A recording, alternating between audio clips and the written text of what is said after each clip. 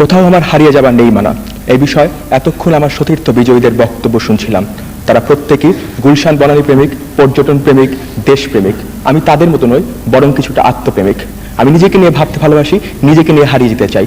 আমি মনে করি এবং আমি বিশ্বাস করি আমি এই পৃথিবীর সবচেয়ে সুদর্শন এবং ক্যারিশম্যাটিক তরুণ। তা নিশ্চয়ই আপনারা আবার এই ডায়াস আসা দেখেই বুঝতে পারছেন। আপনাদের হাসি প্রমাণ করে আমার এই প্রতিভা এখানে বিকশিত হওয়ার সুযোগ নেই। তাই আমি ঠিক করেছি আমি প্লেনে করে সুদূর মার্কিন যুক্তরাষ্ট্রের হলিউডের উদ্দেশ্যে পাড়ি জমাবো। সেখানে গিয়ে আমি সিনেমার নায়ক হব। যেহেতু আমি পূর্বেই বলেছি আমি পৃথিবীর সবচেয়ে সুদর্শন এবং ক্যারিশম্যাটিক তরুণ, সেহেতু হলিউডের অন্যান্য নায়ক, নায়িকা এবং পরিচালকের কল্পনার রাজকুমার হব আমি। তারা প্রত্যেকেই আমার সাথে অভিনয় করার জন্য আমার বেভারলি হিলসের বাড়ির সামনে লাইন ধরবে। আমি তাদের মধ্যে থেকে আমার পছন্দ মতো অভিনেতা অভিনেত্রীদের বেছে নিয়ে অভিনয় করব। আমার সঠিক পছন্দের কারণে আমার অভিনীত প্রতিটি বায়োস্কোপই বক্স অফিস হিট করবে। এভাবে হিরো হিসেবে নাম করার পর আমি হব ঢালিউড থেকে আমদানিকৃত প্রথম ব্যক্তিত্ব যে পরপর 3 বার অস্কার পেয়ে টম হ্যাঙ্কসকে ছাড়িয়ে যাব। যখন আমি খুব সুপার হিরো হব ঠিক তখন আমি একটি খান অ্যান্ড খান প্রোডাকশন নামে একটি সিনেমা তৈরি প্রোডাকশন হাউস তৈরি করব এবং এই সকল প্রোডাকশন হাউসের মাধ্যমে বিশ্বের সবচেয়ে সফল চলচ্চিত্রগুলি তৈরি করব। কিছুদিনের মধ্যেই আমার খান অ্যান্ড খান প্রোডাকশন হাউস বিশ্বের সবচেয়ে বড় মাল্টিবিলিয়নার কোম্পানি হিসাবে আবির্ভূত হবে। তখন প্রায়শই আপনারা পত্রিকায় আমার ছবি দেখবেন, প্রিন্স ইমরান খান। এত গেল ইহকালের কথা। বিত্তমান হওয়ার পরেই আমি পরকালের দিকে নজর দিব। তখন আমি খানস কেয়ার নামে একটি আন্তর্জাতিক সেবা সংগঠন গড়ে তুলব। যেহেতু ওই হলিউডেও ওই বৃদ্ধ বয়সে আমি হলিউডের সর্বাপেক্ষা সুদর্শন বৃদ্ধ থাকবো, সেহেতু আমি আমার এই ইনোসেন্ট ফেস এবং আমার কনভিন্সিং ক্ষমতা দ্বারা হলিউডের সকল নায়ক নায়িকা এবং পরিচালকদেরকে কনভিন্স করে ফেলবো। তখন আর তারা বেভারলি হিলসে বাড়ি কিনবে না, বেভারলি হিলসে বাড়ির দাম কমে যাবে।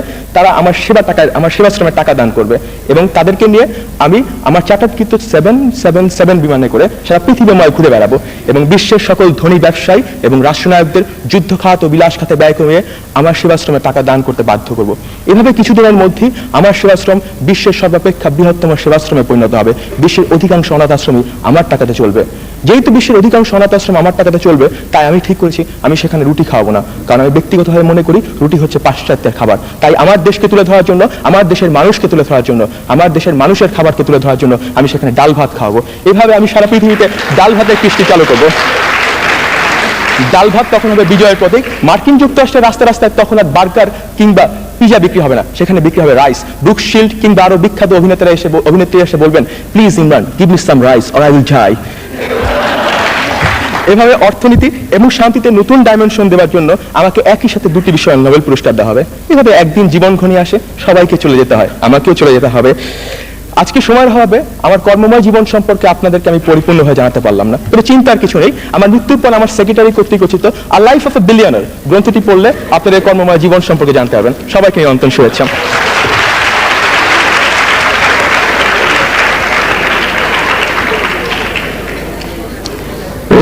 ইমরান খান, তোমার পরিকল্পনা মহৎ,